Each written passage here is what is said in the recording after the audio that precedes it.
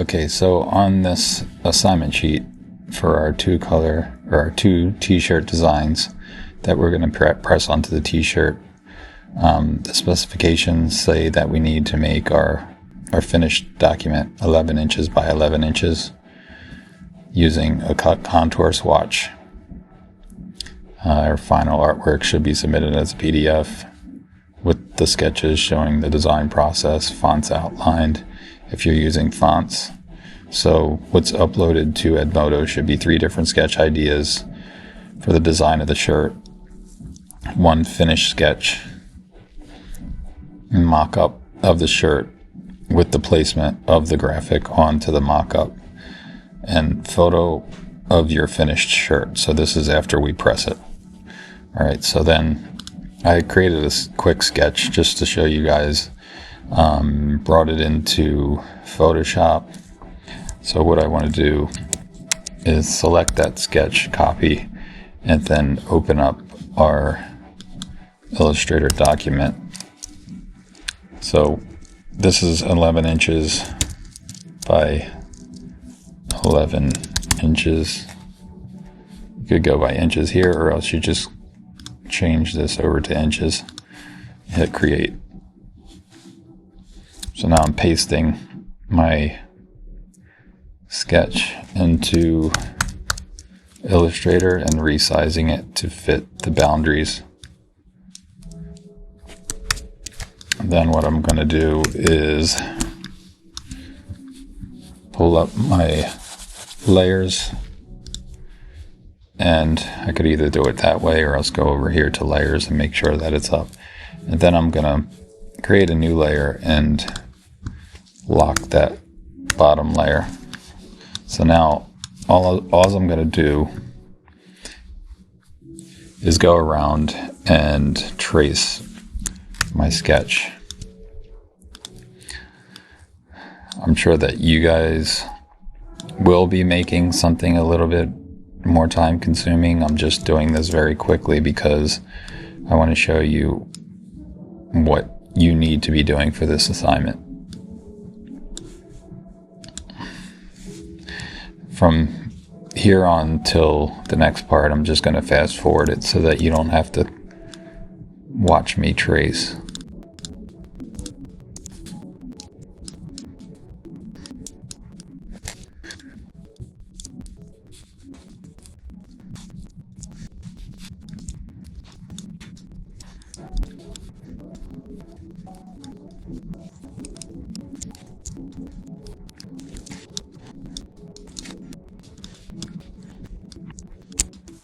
One at 3. Oh, there. So there. All 3 more. Get it there.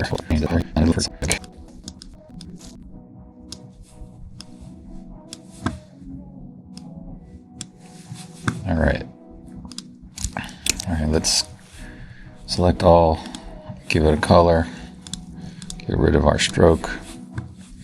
Use my shape builder tool and get rid of the inside pieces here. All right. So now I want to enlarge it to fit within this 11 by 11.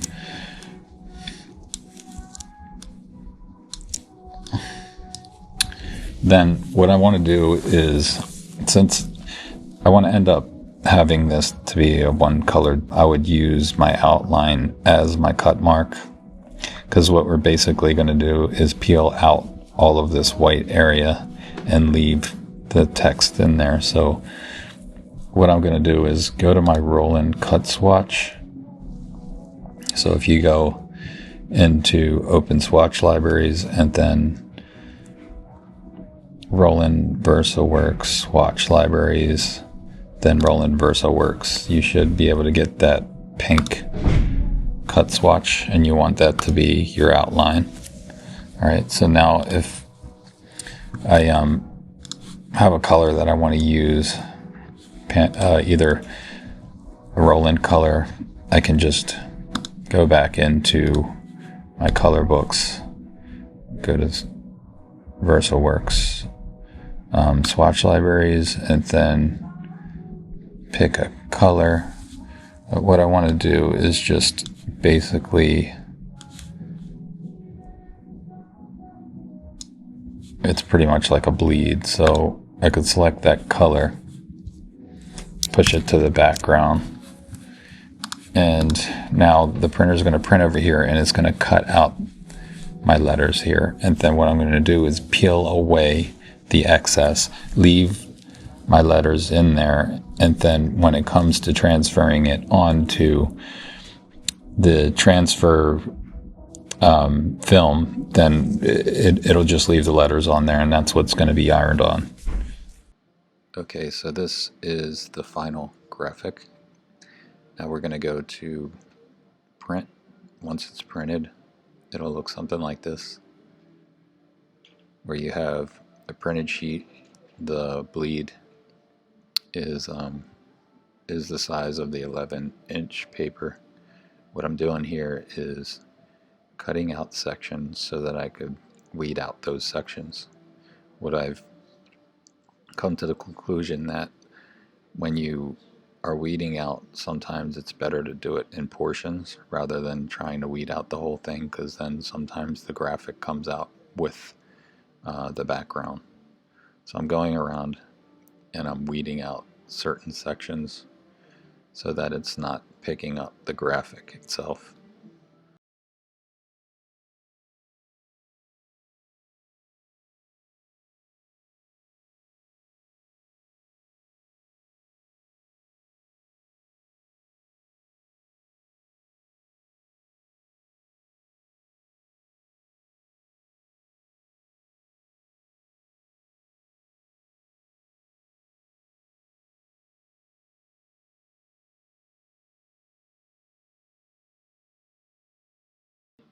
Okay, you can see how I'm using the X-Acto knife to pull up some of the backing there. You can tell that it's a little hard to pull up that backing without pulling up the graphics. So I use the X-Acto knife to lift up that area. So once you're finished weeding out your background, what you're going to do is you're going to use your transfer material to change from the backing that it's on now to the backing of the transfer material there. So I'm placing it where I put the middle down first so I could avoid having any air bubbles. What I'm doing now is I'm just pushing down onto the material so that I can adhere your graphic onto the transfer material. The one side is sticky, so it should transfer over to the sticky side. The one problem that I have is that it's very intricate in terms of with all those little drops that I have there, and it's pretty hard to pick up. So you want to press down kind of hard on it. You don't want to press down on the backing so much, or the empty backing. You want to press down on the graphic part so that the graphic comes up with it. And you'll see as I'm trying to lift it up off of the material that it's currently on, you can see that it really doesn't want to come off of it. So it's a good idea to keep going over it until it's ready to come off. So what you can see is as I'm pulling away, it tries to stay on the material that it's currently on. So here, first try, I'm going to try this first try, and you'll see what I mean when I'm trying to lift it off of the current backing.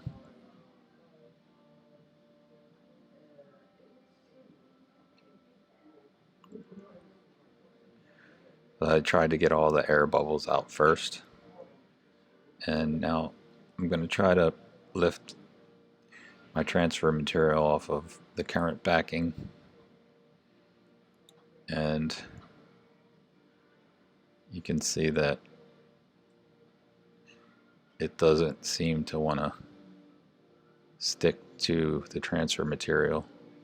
So I keep trying to lift it and push it back down so that it comes off. You can see it's starting to come off a little bit. But what you want to do is you want to start from the bottom and roll yourself up. Keep on trying to get that little piece in there. And you want to make sure that it's coming off, as you can see there, it's coming off onto the transfer material. And I'm going slowly and still working through it. So you're going to have to take your time and have patience on this part. You could see the part on the left there is still trying to stick to the current backing, so you want to keep pushing on that area. It still wants to stay there, so using your fingertip or maybe squeegee, if you have a squeegee available, you want to press down on that so that it comes off to the transfer.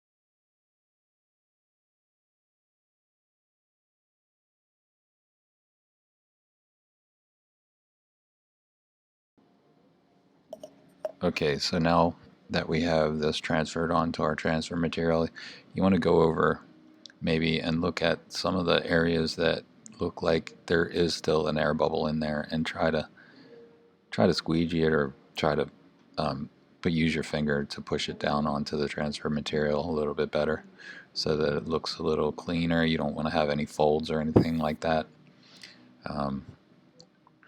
It's important to make sure that it's not wrinkled. So you're going to take your graphic and lay it out onto your t-shirt. It's a good idea to maybe iron your t-shirt first within the iron-on machine, the heat press. So you can iron it on first, and then, or iron the t-shirt so it's flat, and then you want to mark it out with a pencil. Or if you're using a black shirt, maybe you want to use like a white pencil. Color pencil should work. So then we're going to take our t-shirt and lay it over the press, but we're going to make sure that it's the side that's printing is the top side. It's going to be above your platform there. So you want to keep it above the printed area above the platform. You're going to lay it out. The first thing you're going to do is flatten it by ironing it first. So you're going to iron the t-shirt down first. It should take maybe the full amount of time, 15 seconds. So once you have it ironed on, you're going to grab your graphic.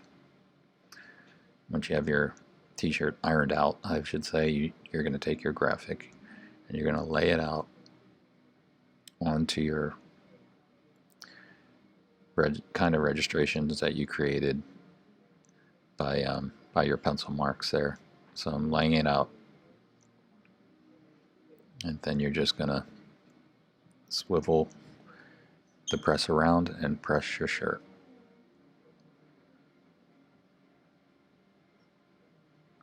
Should take about 15 seconds. And once your 15 seconds is up, you're going to open the lever up, and you're going to take away the transfer material there. You want to kind of do it slowly just in case it wants to lift back up onto the transfer material.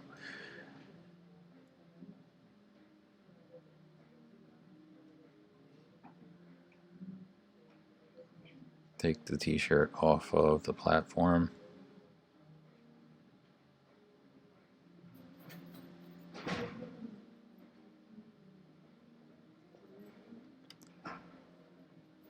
And there it is.